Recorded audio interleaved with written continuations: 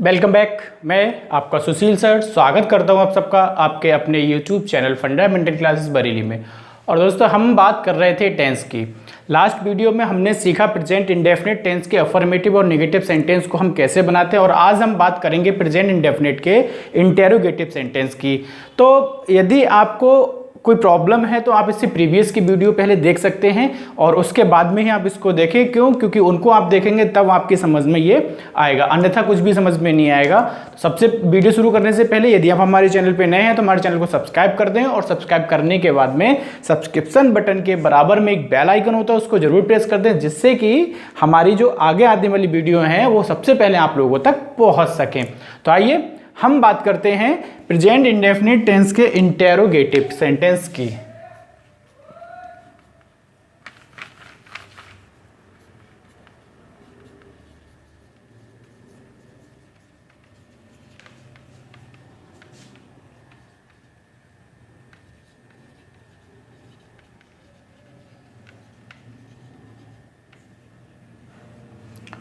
Interrogative sentence को हम हिंदी में कहते हैं प्रश्नवाचक वाक्य या फिर प्रश्न सूचक वाक्य।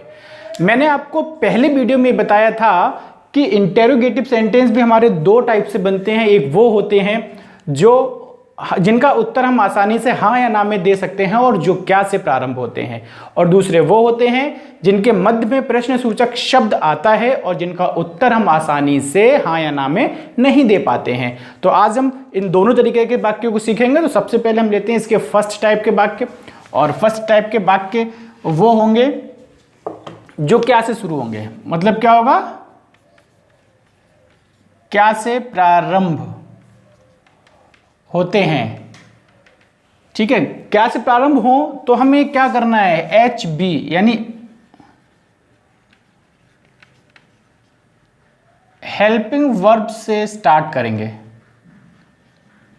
हमें क्या करना है कि यदि सेंटेंस हमारा क्या से प्रारंभ हो रहा है तो हम बिना कुछ देखे इस वाक्य को जब ट्रांसलेट करेंगे तो हम हेल्पिंग वर्ब से प्रारंभ करेंगे। हेल्पिंग वर्ब सेंटेंस की क्या होती है? डू अथवा डज। तो इसका जो स्ट्रक्चर आएगा वो आएगा, सबसे पहले आपका डू आएगा या फिर डज आएगा। इसके तुरंत बाद आपका सब्जेक्ट आ जाता है, डू डज सब्जेक्ट। फिर यदि वाक्य के अंदर नॉट होगा, यदि हिंदी वाक्य में नॉट होगा तो हम नॉट ले लेंगे, और नॉट यदि नहीं होगा तो हम वो जगह उसके बाद में हम वर्ब की फर्स्ट फॉर्म लेंगे। यहां पर हमें केवल वर्ब की फर्स्ट फॉर्म का ही यूज करना है। इससे पहले की वीडियो में हम आपको बता चुके हैं कि डू हो या डज हो, इनके साथ हमेशा ही वर्ब की फर्स्ट फॉर्म का यूज करते हैं। इसके बाद हमें ले लेना है ऑब्जेक्ट, और इसके बाद में ले लेना है other word, OW other word या फिर रिमेनिंग पार्ट जो भी शेष बचता है हमको वो वहां पर ले लेना है। अब हम कुछ एग्जाम्पल्स के द्वारा उसको सीखते हैं।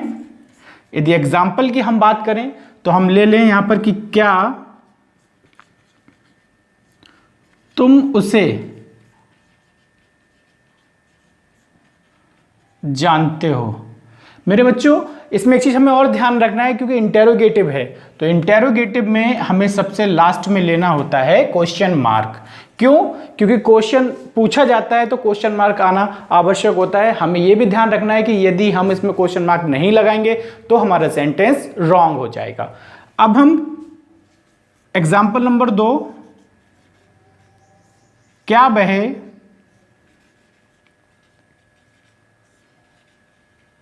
किताब पढ़ता है। फिर हम ले सकते हैं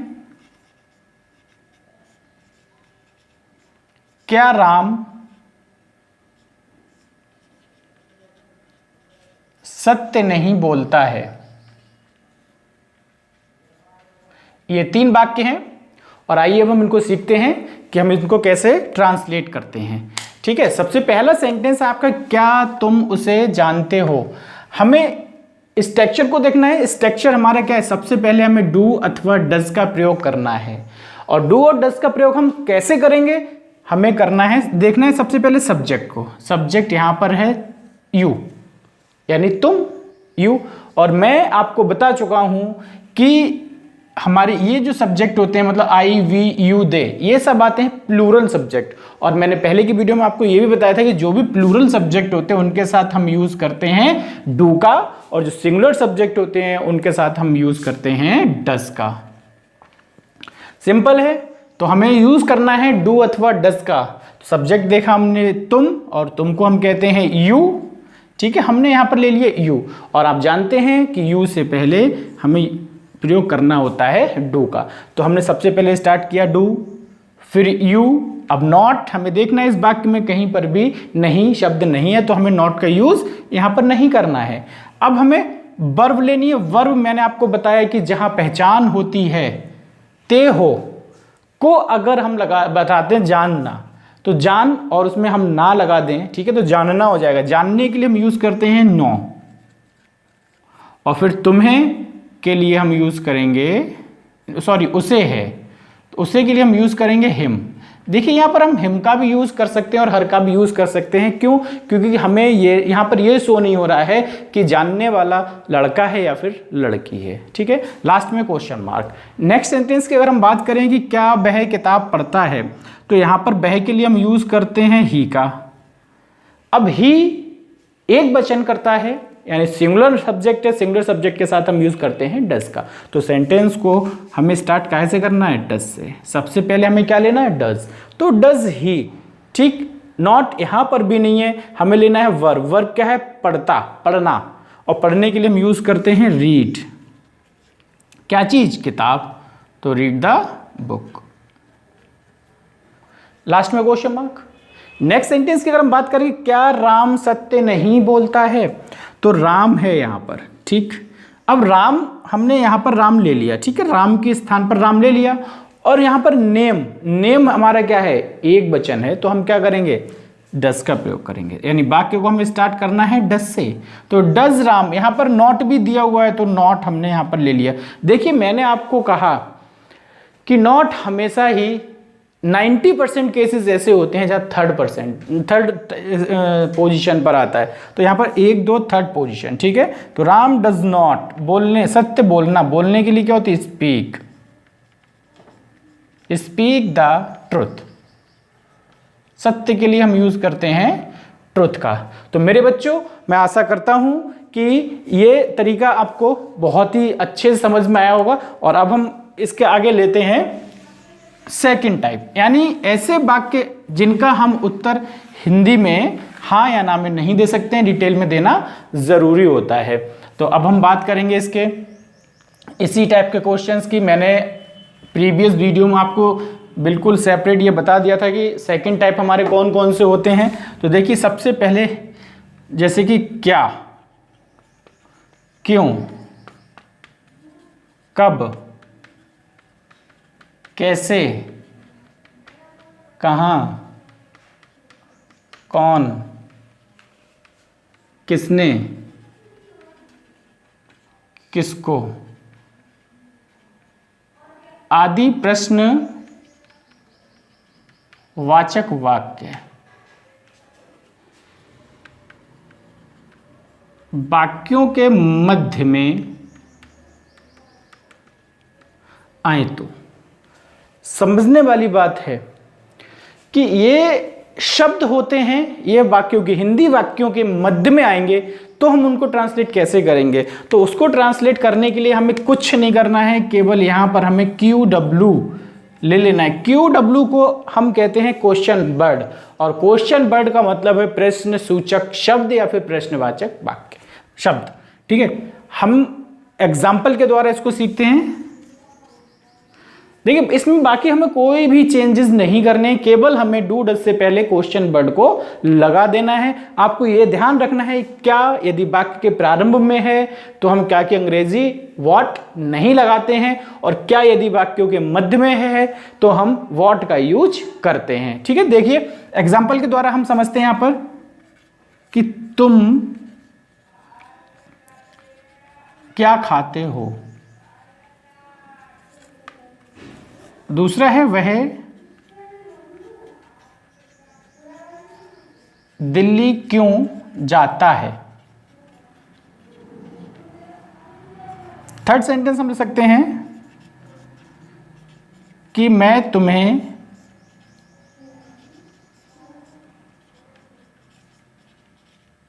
क्यों नहीं पीटता हूं। और अंतिम हमारा जो एग्जाम्पल है हम वो लेते हैं कि राम उसे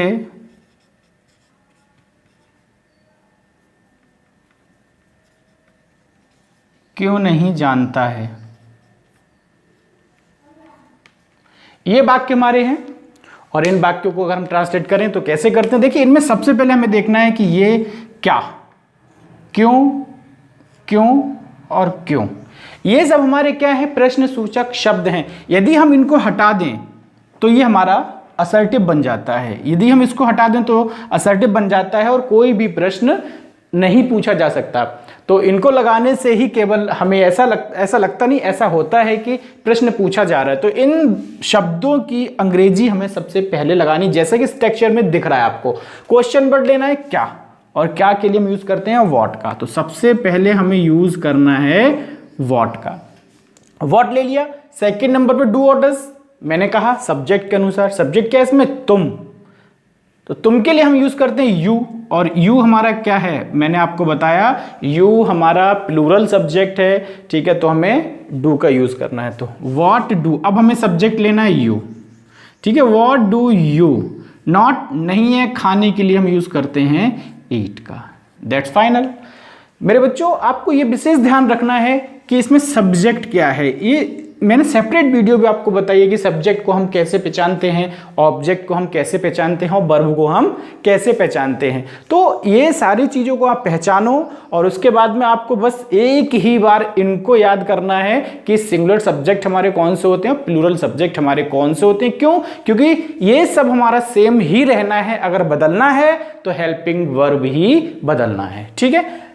वह, अगले क्वेश्चन पे, वह दिल्ली क्यों। अब हमें यहां पर यूज करना है क्यों, तो क्यों के लिए मेरे बच्चों हम यूज करते हैं वाई का।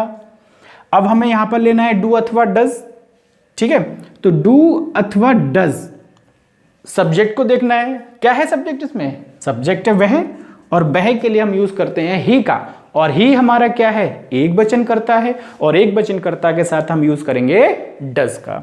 तो वाई डज, ठीक है। अब हमें लेना है सब्जेक्ट, सब्जेक्ट है ही। देखिए क्वेश्चन वर्ड हमारा हो गया वाई, ठीक है, डू और डज में से एक चीज हो गई। अब हमें सब्जेक्ट ले लिया ही। नॉट लेना है, जो कि इस वाक्य में कहीं पर भी है नहीं। वर्ब जाना, जाने के लिए हम यूज करते हैं गो। अब कहां, दिल्ली। अच्छा ये बताइए, कमेंट में मुझे बताइएगा कि दिल्ली कहां की कैपिटल है, किस देश की कैपिटल का नाम दिल्ली है, ठीक है। नेक्स्ट क्वेश्चन की हम बात करें यहां पर, तो क्वेश्चन वर्ड हमको देखना है। क्वेश्चन वर्ड हम पहले से इसको डिफाइन कर चुके हैं, क्या हमारे पास, क्यों। क्यों के लिए हम यूज करते हैं वाई का। डू डज को हमें लेना है किसके अनुसार, सब्जेक्ट में, आई प्लूरल डू, राइट। तो वाई डू, आई ले लिया हमने सब्जेक्ट। अब हमें यहां पर देखना है कि सब्जेक्ट के बाद नॉट लेना है। यहां पर भी क्या है, नहीं है, तो हमें नॉट लेना है। तो वाई डू आई नॉट, ठीक है। पीटना, पीटने के लिए क्या होती है बीट, और तुम्हें की यू।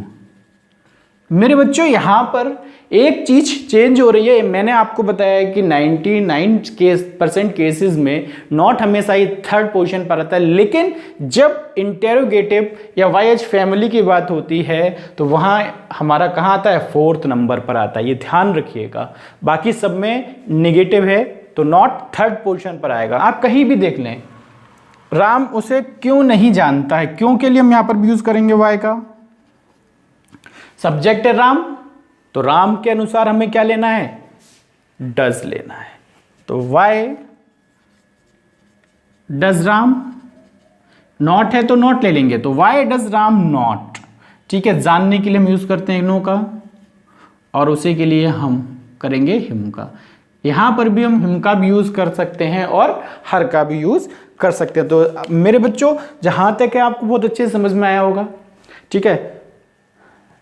इसके बाद हम बात करेंगे प्रेजेंट कॉन्टिन्यूअस की नेक्स्ट वीडियो में, और यदि आपको हमारा ये वीडियो अच्छा लगा हो तो कृपया करके हमारे वीडियो को लाइक जरूर करें, शेयर करें, और अगर आपको कोई भी दिक्कत परेशानी है तो कमेंट बॉक्स में हमें ज़रूर बताएं। आपकी हर परेशानी का सॉल्यूशन आपको दिया जाएगा।